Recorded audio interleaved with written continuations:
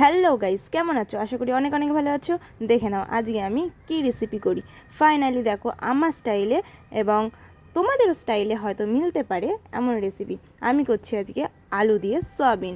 জানি সয়াবিন অনেকে পছন্দ করো না, কিন্তু এটা খুব পুষ্টিকর খাবার। চলো দেখে নাও আমি কী করছি। ফার্স্ট আমি দিয়ে দিয়েছি কড়াইতে তেলটা একটু টকবক টকবক করে ফুটে উঠবে।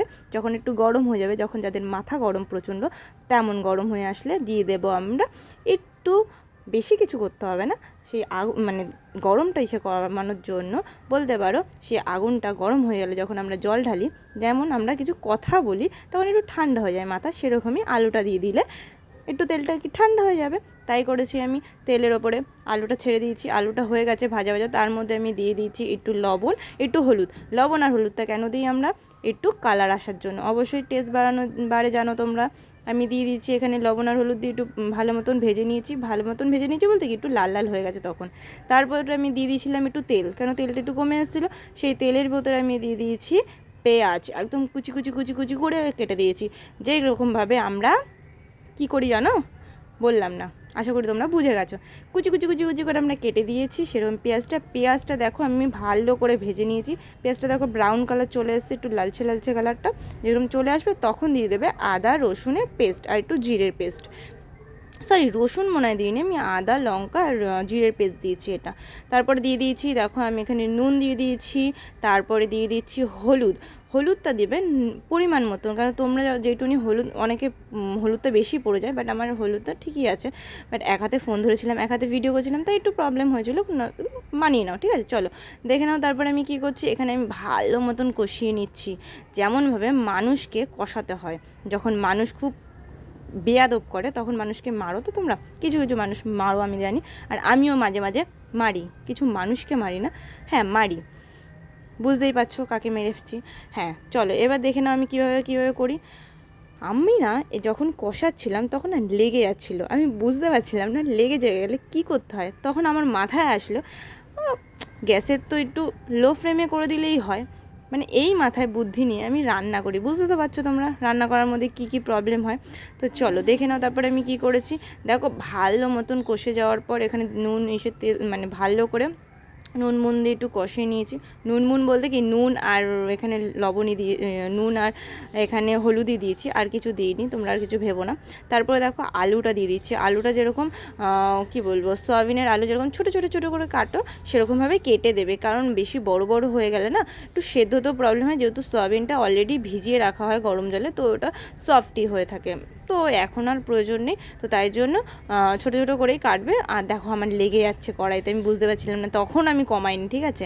এত গবে এটা আমার মাথাটা, যাই হোক, তো কমাইনি, ছেড়ে দাও, তো কোনো অসুবিধাই নেই। আমি একটু কষিয়ে নেওয়ার পর দেখো কষানো হয়ে গেলে তখন আস্তে গ্যাসের ভলিউমটা আস্তে করে দেবে, কেন এই টাইমটা না মশলাগুলো পুড়ে যাবে, কেন যত তুমি আস্তে করবে তত তোমার কি মানে সেদ্ধটা হবে এবং ভাজাটা হয়ে যাবে, ঠিক আছে।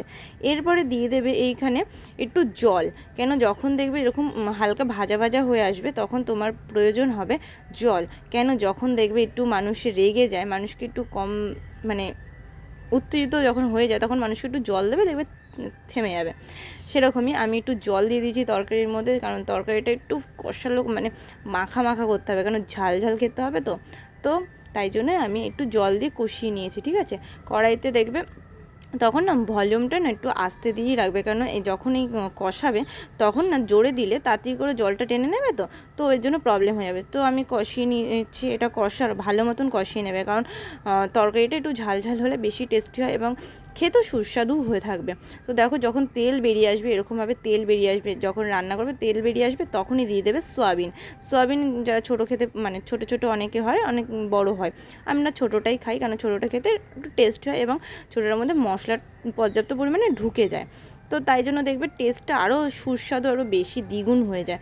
তো আমি এখানে ভালো করে নাড়াচাড়া করে নিচ্ছি যতক্ষণ না মশলাটা একদম পুরোপুরি ঢুকে যাবে, মানে ঢুকে যাবে বলতে কি মাখালো হয়ে যাবে, মেখে যাবে, ঠিক আছে। দেখে নাও আমার কড়াইটা এখানে সরে যাচ্ছিলো, জানি না কেন, মানে আর ইচ্ছে করছে না, ওর গরম এত পর্যাপ্ত, মানে আমি নাড়াচাড়া মানে প্রচণ্ড ওকে ডিস্টার্ব করেছি, যাই হোক।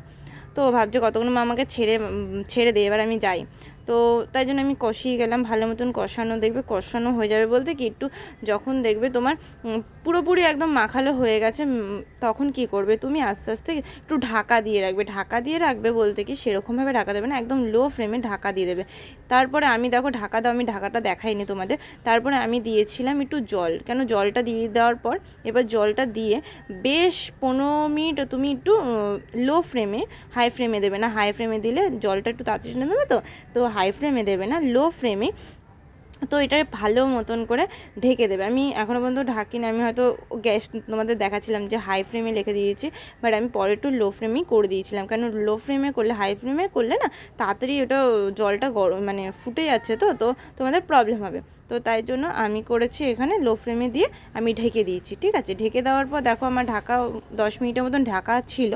তারপর আমি কি করেছি এখানে দেখো জলটা দেখো অলরেডি অনেকটা কমে গেছে, কারণ টেনে নিয়েছে জলটা, সফট তো তাই জন্য টেনে নিয়েছে। তো এখানে আমি কষানো হয়ে গেছে, ঢাকা হয়ে গেছে, কমপ্লিট হয়ে গেছে। ধনেপাতা কেমন লাগলো বলো তোমরা।